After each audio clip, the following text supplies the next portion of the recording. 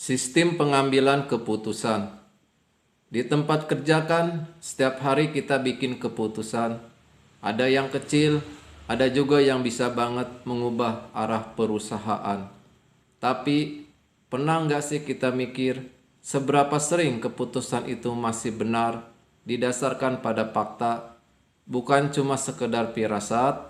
Nah, ini yang mau kita presentasikan bersama kelompok 3, yaitu Al-Hafidh Hafidin, Al-Fauzan, dan Sapina Maya Agnia. Konsep dasar pengambilan keputusan. Pengambilan keputusan adalah proses memilih satu alternatif terbaik dan beberapa pilihan untuk menyelesaikan masalah. Tujuan yang paling utama adalah memecahkan masalah, mencapai tujuan organisasi, serta mengurangi risiko dan ketidakpastian. Karena keputusan yang baik membutuhkan informasi yang berkualitas. Jenis pengambilan keputusan. Sistem pengambilan keputusan ini terbagi dalam 3 keputusan, yaitu terstruktur, semi terstruktur, dan tidak terstruktur. Keputusan terstruktur terkait masalah rutin dan sudah ada prosedur tetap. Semi terstruktur sebagian bisa dihitung dengan sistem, tetapi tetap perlu pertimbangan manajer. Sedangkan tidak terstruktur berkaitan masalah baru dan strategi belum ada aturan baku. Untuk saat ini, sistem pengambilan keputusan banyak digunakan untuk keputusan semi terstruktur dan tidak terstruktur karena membantu analisis data dan alternatif keputusan. Sistem informasi manajemen menyediakan dasar informasi sebelum keputusan diambil. Peran dalam mendukung keputusan sebagai berikut: mengolah data menjadi informasi, mendukung perencanaan planning, membantu pengendalian controlling, dan mengurangi ketidakpastian. Kualitas informasi dalam sistem pengambilan keputusan ditentukan oleh akurat, bebas kesalahan, tepat waktu, tidak terlambat, relevan, yaitu sesuai kebutuhan. Karena informasi yang tidak berkualitas dapat menghasilkan keputusan yang salah.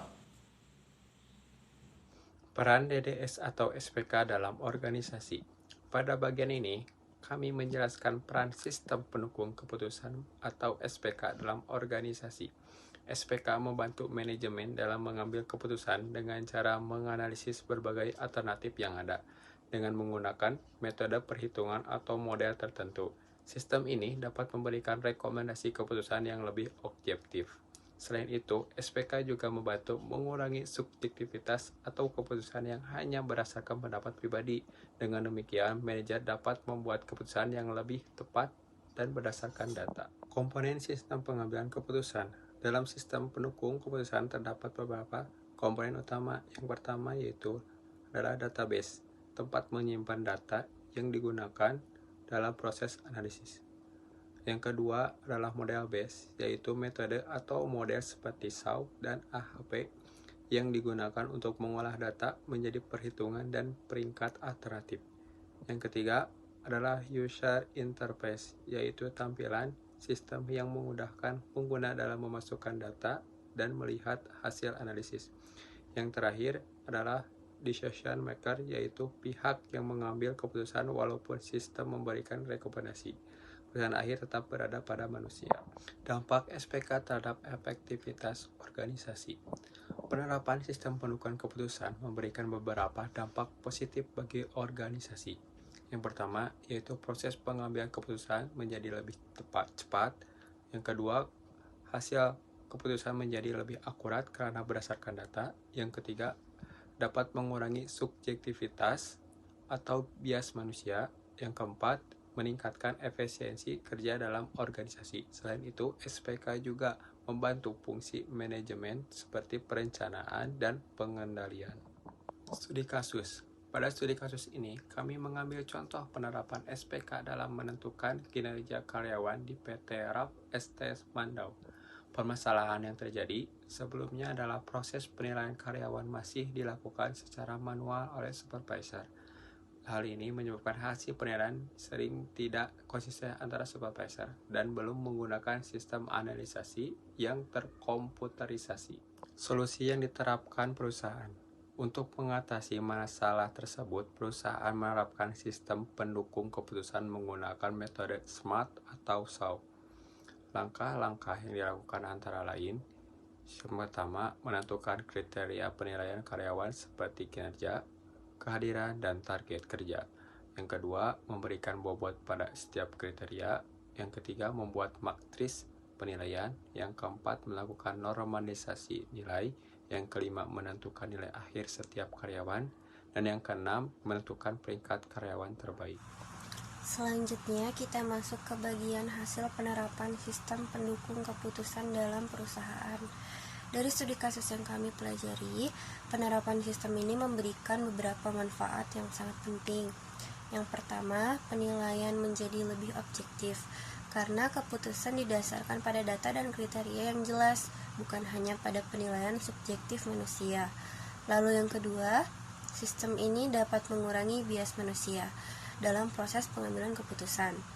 Lalu yang ketiga, proses pengambilan keputusan juga menjadi lebih cepat dan lebih terstruktur, dikarenakan sistem sudah membantu mengolah dan menganalisis data secara otomatis.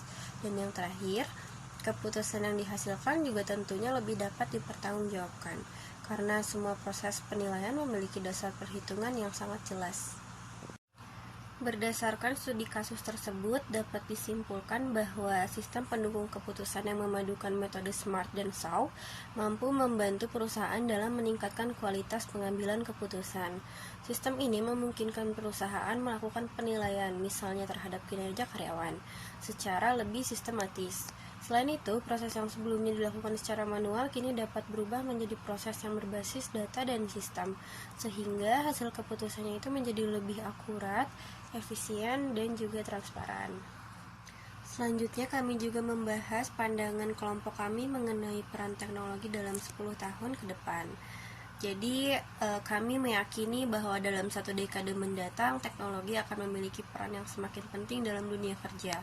Yang pertama adalah sistem berbasis data dan artificial intelligence atau AI kemungkinan akan menjadi standar dalam pengambilan keputusan di perusahaan. Kemudian analisis data secara real time akan semakin menggantikan laporan manual, sehingga keputusan dapat diambil dengan lebih cepat. Selain itu, hampir semua bidang pekerjaan akan semakin terhubung dengan sistem digital.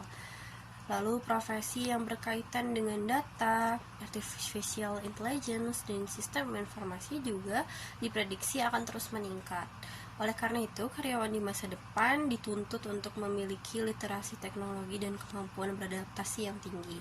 Karena perusahaan yang tidak melakukan transformasi digital berpotensi akan tertinggal. Jika dilihat dari dampaknya terhadap dunia kerja, kemungkinan pekerjaan administratif manual akan semakin berkurang. Sebaliknya, peran manusia akan lebih berfokus kepada analisis, kreativitas, serta penyusunan strategi. Kedepannya, keberhasilan perusahaan juga akan sangat bergantung pada kolaborasi antara manusia dan juga teknologi. Selain itu, pembelajaran berkelanjutan atau continuous learning akan menjadi hal yang sangat penting bagi setiap pekerja agar tetap relevan dengan perkembangan teknologi yang akan ada. Sebagai kesimpulan, teknologi seperti sistem pendukung keputusan dapat membantu meningkatkan kualitas pengambilan keputusan di perusahaan. Dengan adanya teknologi ini, proses pengambilan keputusan akan menjadi lebih cepat, lebih objektif, dan juga lebih terukur. Penerapan teknologi dalam perusahaan juga menunjukkan bahwa sistem informasi dapat mendukung efektivitas kerja tanpa sepenuhnya menggantikan peran manusia. Dalam 10 tahun ke depan, kemampuan manusia untuk beradaptasi dengan perkembangan teknologi akan menjadi salah satu kunci keberhasilan.